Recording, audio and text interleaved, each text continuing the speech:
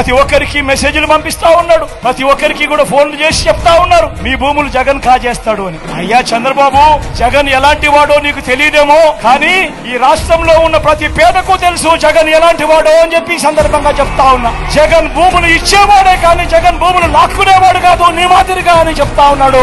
అసలు land titling act అనంటే మీ భూముల మీద మీకు సర్వ హక్కులు కల్పించడమే ల్యాండ్ టైటిలింగ్ యాక్ట్ కు సంబంధించిన ముఖ్య ఉద్దేశం. మీ భూములు 100 సంవత్సరాల కిందట సర్వే జరిగింది, బ్రిటిషర్లు ఉన్నప్పుడు సర్వే జరిగింది. దాని తర్వాత ఏ ఒక్కడు కూడా సర్వే చేసిన పరిస్థితులు లేవు.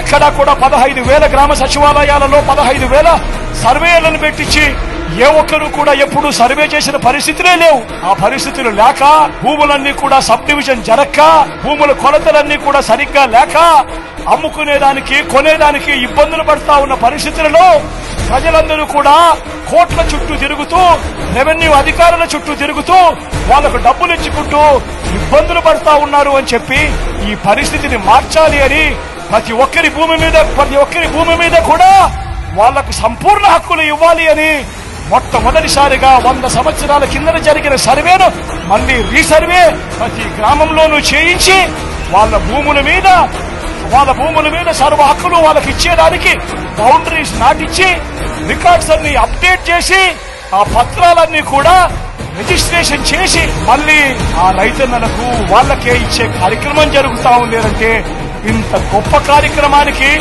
చేతనైతే మద్దతు పలకాలి, కానీ దాని మీద కూడా లేని పోరు దుష్ప్రచారాలు ఇవాళ జరుగుతా ఉన్నాయి. ప్రతి ఒక్కరిని కూడా ఆలోచన చేయమని కోరుతా ఉన్నా.